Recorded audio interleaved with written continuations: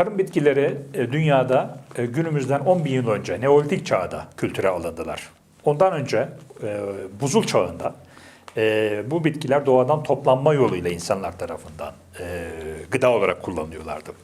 Peki tarım bitkileri 10 bin yıl önce kültüre alındılarsa, tarım bitkileri evcilleştirilmeden, yani yığınsal üretim yapılmadan insanlar, dünyadaki insanlar nasıl besleniyorlardı? Doğadan toplayıcılıkla kazandıkları gıda bitkileri arasında hangi ağaçlar, hangi gıdalar, meyveler ön plandaydı? Bu dönemde, Paleolitik dönemde, yani örneğin günümüzden 50 bin yıl önce, tarım devriminden on binlerce yıl önce, dünya insanı ve Anadolu insanı meşe palamutlarıyla beslenmişti. Günümüzde Anadolu'da yaklaşık 7 meşe çeşidinin gıda olarak kullanıldığı makalelerde, kayıtlarda bulunmaktadır. Meşe palamudu haşlanabilmekte, ateşte kavrulmakta veyahut un haline getirilip ekmeği yapılabilmektedir. Kurtuluş Savaşı yıllarında Anadolu meşelerindeki meyvelerin kalmadığı söylenmektedir. Neden meyve kalmamıştır? Çünkü savaş yılları olduğu için tarlalarda tarım yapılamamış, insanlar meşe palamutlarını kurtarıcı olarak görmüşlerdir. Günümüzde veya geçmiş çağlarda tarımsal üretim dönemlerinde eğer tahıllar az olursa insanlar meşe palamudu unuyla bu tahıllardan elde ettikleri unları birleştirip ekmeği çoğaltmada kullanmışlardır. Dolayısıyla nedir? Meşe ve meşe palamudu insanların sigortası, yaşama tutunma aracı olmuştur. Günümüzden 50 bin yıl önce insanlar kendilerini ve çocuklarını beslemek için doğadan meşe topladılar. Günümüzde hala toplarlar. Çobanlar gidin, Anadolu kırsalına gidin, hala günümüz Anadolu insanı meşe palamutlarını toplayıp yer. Hayvanların önemli bir besinidir.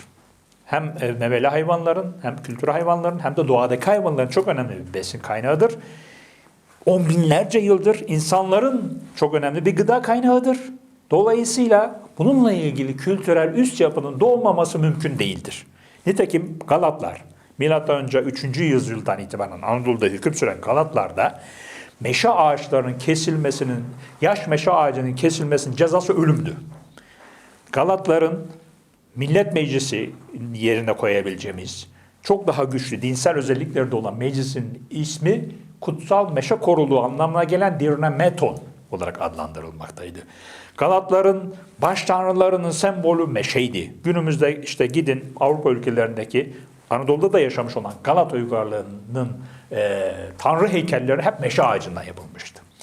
Neden? Çünkü meşe ağacı o kadar önemli değil ki tarım olsun olmasın insanları bir şekilde besleyen, tarımsal üretimi de pekiştiren, tarımsal ürünleri de çoğaltan bir unsur olarak görülüyor. Tanrısallık vardı. Çünkü insan canını kurtarıyorsa, kıtlık olduğu dönemlerde insanları nedir? Hasat dönemi nedir Anadolu'da?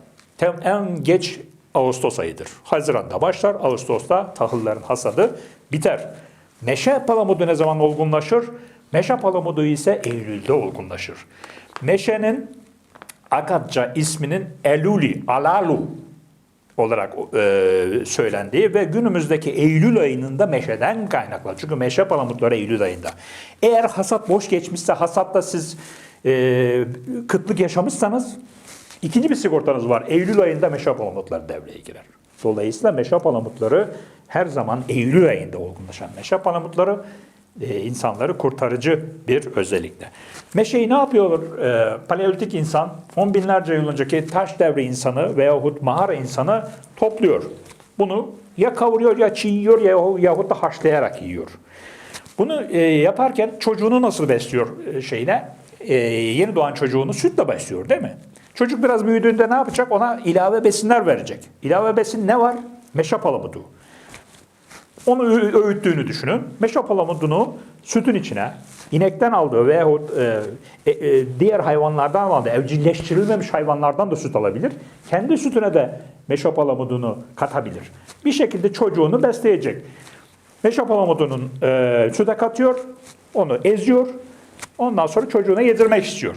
Meşe palamudu kattı. O gün çocuk yemedi. Ertesi güne kaldı veya bir iki saat geçti. Birdenbire o sütte değişimler oluyor. Değişim nedir?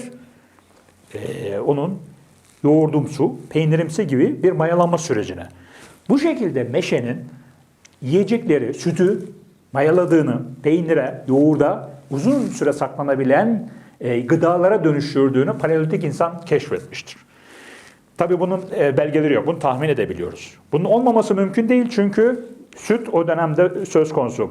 Günümüzde dahi ilkel kabileler hem kendileri yabani hayvanları anne sütüyle, çocuğunu da yaban hayvanların sütüyle beslemektedir. Yani burada bir geçişme var. Doğadan süt elde etme, doğaya süt verme diye bir husus söz konusu. Dolayısıyla meşenin kutsallığı buradan geliyor. Mayalama ve gıda kaynağı. İnsanları hayata tutunma, ölümden kurtarma. Kurtarıcıdır meşe. Anadolu'da yaklaşık 7 meşe çeşidi yeniyor dedik. Meşeden bir de bal elde edilir. Nasıl bal elde edilir? Meşe üzerinde bir kovandan değil. Meşe direkt size şeker verir. Güneydoğu Anadolu'daki illerimizde özellikle gez balı denen bir şekerli madde meşe ağacı yapraklarından toplanır. Buna kudret helvası denir. Kudret helvası da helva gibi bir şeydir bu. Bazı ağaçların üzerinde yeşil renkler olarak toplanır. 4 meşe türünden Güneydoğu Anadolu'da bu şekerli madde toplanıp bundan baklava yapılır, bundan pekmez yapılır, bundan çeşitli tatlılar yapılır.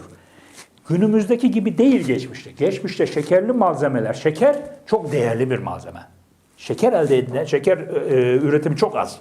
Bal gibi, keçi boynuzu gibi, çeşitli ağaçlardan elde edilebileceği gibi şekerin yine meşe ağaçları üzerinde bulunan bu kudret helvasının böceklerin akşamdan yapraklarının üzerine koyduğu bu şekerli maddeyi sabahleyin güneş doğmadan, güneş doğarken böcekler yemeden, yaban hayvanları bunu yemeden toplayan Güneydoğu ve Orta Doğu insanının hayal dünyasında ve tanrı algısında çok önemli rol oynamıştır bu madde.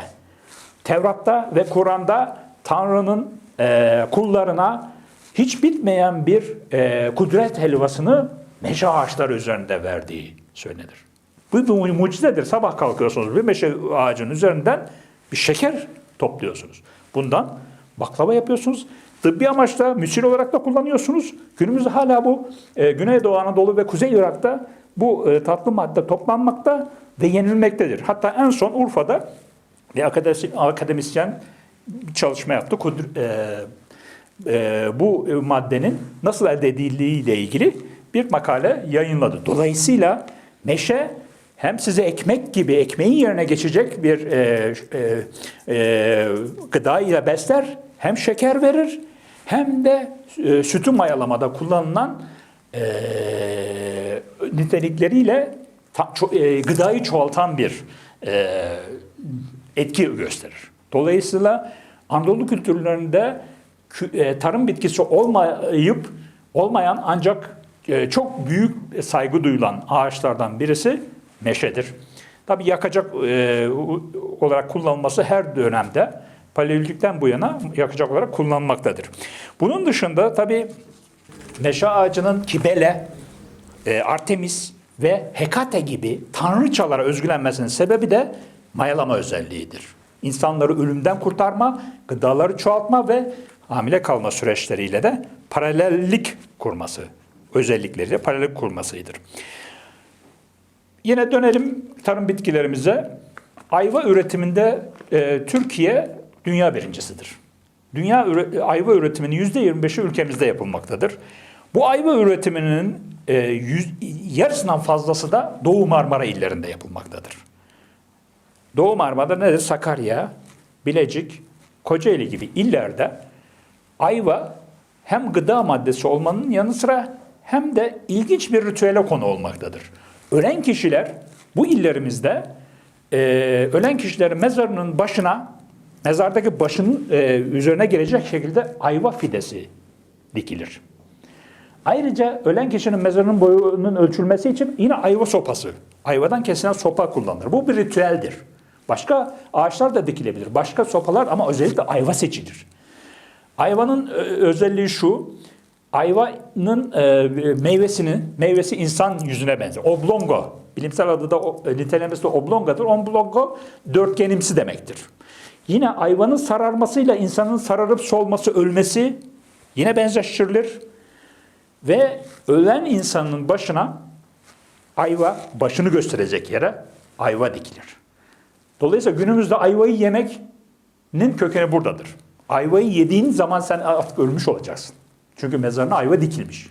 Bitmiş olmuş, felaketle sonuçlanmış.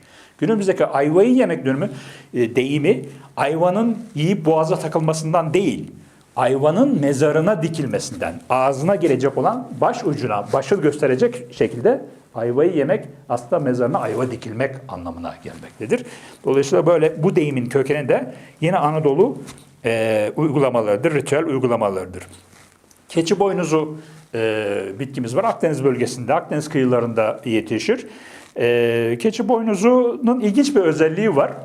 Keçi boynuzunun bilimsel ismi keratonya'dır. Keratonya boynuz demektir. Antik Yunanca'dan, Yunanca kökenli bir kelimedir. Günümüzdeki karat kelimesinin kökeni de buradandır. Karat, örneğin değerli madenlerin, altın gibi madenlerin ağırlığının ölçülmesinde kullanılır. Mesela 24 ayar altın veya 24 karat altın dediğimiz zaman bunun değerinin ölçülmesinde kullanılan birim keçi boynuzu tohumudur. Keçi boynuzu tohumlarının kurutulmuşunun hepsi aynı ağırlıktadır. Değişmez. Böyle ilginç bir özelliği vardır. Dolayısıyla 0 gramın 5'te biridir. Bütün keçi boynuzu tohumlarının kurutulmuşu. Dolayısıyla 24 keçi boynuzu kurutulmuş keçi boynuzu tohumunu kefenin bir kısmına koyup diğer kısmına da bununla eşit düzeyde bir altın koyduğunuz zaman 24 ayar altını tespit etmiş olacaksınız. Ayrıca Osmanlı döneminde 2 dirhem bir çekirdek diye bir kelime vardır. Yine buradaki çekirdek de keçi boynuzu çekirdeğini kasteder. Bunun kökeni şudur. Osmanlı'da mücevherciden alışveriş yapan zengin insanlar, tabii iyi giyimlidir bunlar. Çok iyi, güzel giyinir ve güzel giyindiği için zenginliğini gösterir dışarıya. Kuyumcudan 2 dirhem, 2 dirhem tabii oldukça yüklü miktarda 6,4 gram altına denk gelir. 6,4 gram altın aldıkları zaman kuyumcu bunlara bir çekirdek de hediye eder. Dolayısıyla 2 dirhem bir çekirdek şu anlama gelir. Çok güzel giyimli, zengin ve çok para harcayabilecek, kuyumcudan çok altın alabilecek kişilere verilebilecek bir çekirdek kadar hediye alabilecek statüde bir görünüşe sahip. Bu anlamdan kaynaklanmaktadır. Dolayısıyla 2 dirhem bir çekirdek deyiminin kökeninde keçi boynuzu çekirdeğidir. Evet, yine tarım bitkisi olmayan bitkilerden hurma. Hurma Anadolu'da yenen hurma yetişmez. Çünkü sıcaklık yeterli değildi. Çok daha üst sıcaklıklar, ekosistem sıcaklığı gerekir. Kuzey Afrika ve Arap çöllerinde yetişir. Ama Anadolu'da da hurma ile ilgili kültür var. Özellikle Güney Akdeniz kıyılarında Hatay gibi, Mersin gibi, Antalya gibi bölgelerde hurma ile ilgili arkeolojik kalıntılar söz konusu. Apollon bir hurma ağacı altında annesi Leto tarafından doğurulmuştur. Anadolu'da arkeolojik alanlarda, antik kentlerde, bütün dünyadaki antik alanlarda arkeolojik hurmalık olan tek yer Anadolu'daki Patara'dır. Hala da bir hurmalık söz konusudur. Tabii meyvesi yenemiyor. Acı hurma şeklinde hurmalar veriliyor. Hurma mahrem ve hürmet etme kelimesinden gelir Arapçada. Ve hep kadınsıdır. Örneğin bir Sümer metninde benim annem Talmun şehrinin hurmasıdır, balıdır der. Çünkü içinde %60 oranında şeker vardır. A, B, C vitaminleri var. Çok besleyici bir tarım bitkisidir aynı zamanda. Hatta Hazreti Peygamber'in de halanız hurmaya hürmet gösterin şeklinde bir sözü olduğu da söylenmektedir. Dolayısıyla kadınsıdır. Hurma antik dönemde özgürlüğün ve zaferin de sembolüdür. Kurtuluşun sembolüdür. Neden? Çünkü hurma çöllerde yetişir. Çöllerde bir vahayı görmeden önce hurma ağacını görürsünüz. Ve bir limana kumul yerleri sevdiği için ya kıyı bölgelerinde, sahil bölgelerinde yahut da çöllerde yetişir. Dolayısıyla bir çölde giderken ufukta hurmayı gördüğün zaman kurtuluştur, özgürlüktür bu. Aynı zamanda kadınlar, Akdeniz bölgesindeki antik dönemdeki kadınlar Hazreti İsa'yı annesi bir hurma ağacı altında doğurmuştur. Hurma doğan çocukların da kurtuluşunu sembolize eder. Neden kurtuluşu? Çünkü hurmanın bilimsel adı daktiliferadır. Bilimsel nitelemesi. Cins adı da Phoenix'tir. Phoenix küllerinden doğan, ölümden kurtulan anlamına gelir. Daktilifera da el gibidir. El gibi parçalıdır. Hurmanın yaprakları el gibidir. İnsan eline benzer. İşte insanlar kurtulduğu veya zafer kazandığı zaman ellerini açarlar, bu şekilde sevinirler. Yine çocuk doğduğu zaman doğarken eli ortaya çıkar.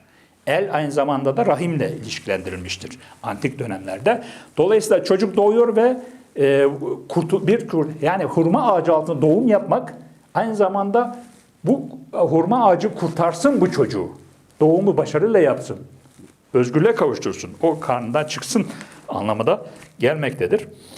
Dolayısıyla çok fazla anlamlar yüklenen bir ağaçtır. Yine defne ağacımız söz konusu. Defne tabi doğadan toplanıyor, kültürü yapılmıyor, tarıma alınmış bir bitki değil ama dünyadaki defne yaprağı ihtiyacının %80'i 90'ın Anadolu'dan, Türkiye'den sağlandığı günümüzde söylenmektedir. Defne ışık ağacıdır. Hep ışık tanrılarıyla ilişkilendirmiştir. Apollon güneş tanrısıyla ilişkilendirmiştir. Ve adanmışlığın sembolüdür. Nobilis, Laurus nobilis. Nobilis onurlu veya ünlü demektir.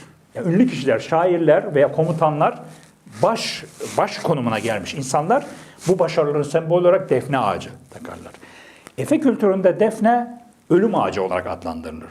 Efe topluluğuna kızan olarak kabul edilecek genç erkeğin kabul töreninde Efe kızanı defne ağacının olduğu yere getirir ve elindeki bıçağı defne ağacına saplar.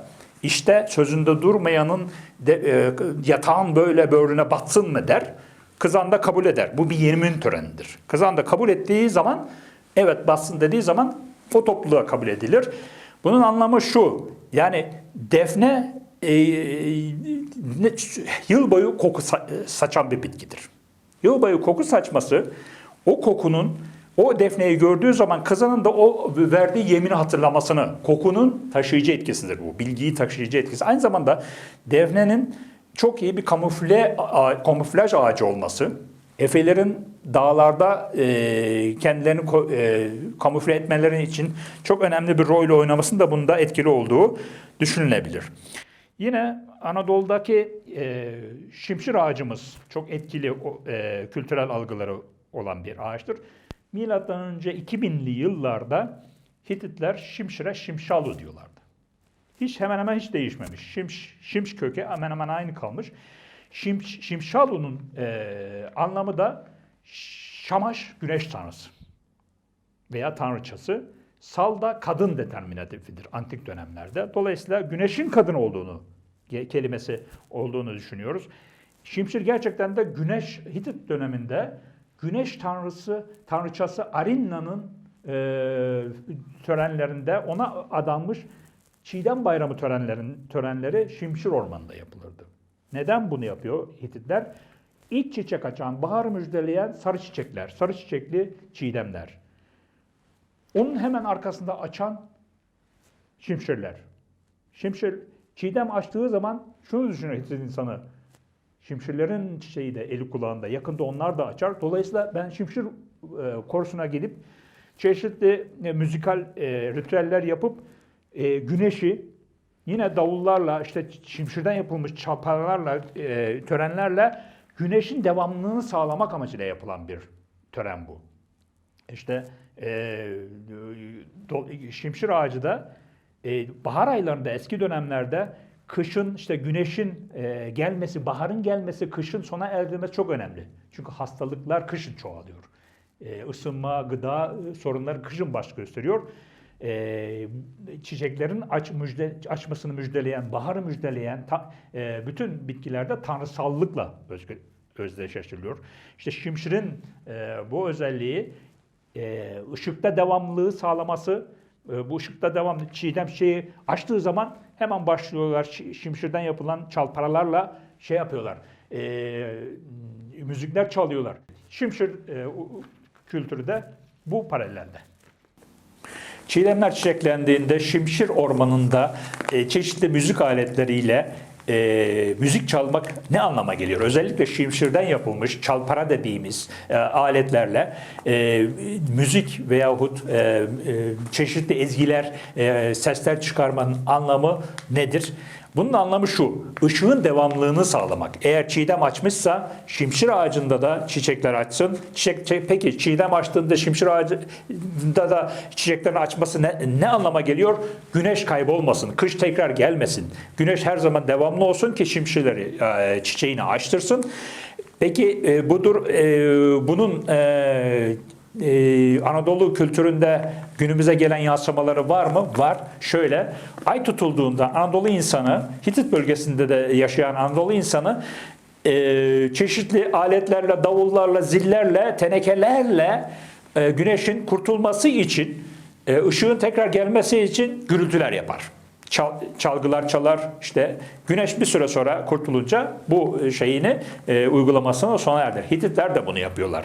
Hititler de güneşin ağacı olan Şimşir Ormanı'nda çiğdem çiçeğiyle başlayan çiçeklenme ve ışıklanma, güneşlenme sürecinin devamı için, güneşin kaybolmaması için çeşitli müzik aletleriyle sesler çıkarıyorlar, müzikler çalıyorlar, tanrılarına yalvarıyorlar. Bu şekilde Anadolu'daki kültürel süreklilik hem Şimşir'in adında hem günümüzdeki Anadolu ışığın kurtarılması ritüellerinde devam etmektedir. Görüleceği üzere Anadolu'daki gerek tarım bitkilerinde, gerekse doğada yetişen, kullanımı olan bitkilerimizde bu kullanımlarla sınırlı kalan bir kültürel algı yok. Buğday sizi doyuruyor ama aynı zamanda sizin çocukların doğumuyla ilgili, dünyaya gelmesiyle ilgili de inancınızı da doğuruyor. Şimşir çiçekleniyor ama şimşirin çiçeklenmesi sadece bir fizyolojik çiçeklenme değil, sizin kültürünüzde de bir çiçeklenme yaratıyor. Dolayısıyla Anadolu kültürlerindeki kültürel sürekliliği besleyen özellikle bitkisel süreklilik, tarım bitkilerindeki sürekliliktir. Bitkisel süreklilik, bitkiye bağlı bir kültürel devamlılık Anadolu'da binlerce yıl öncesindeki, on binlerce yıl öncesindeki uygulama ve algıları günümüze taşımaktadır. Çok teşekkür ediyorum sabrınız için.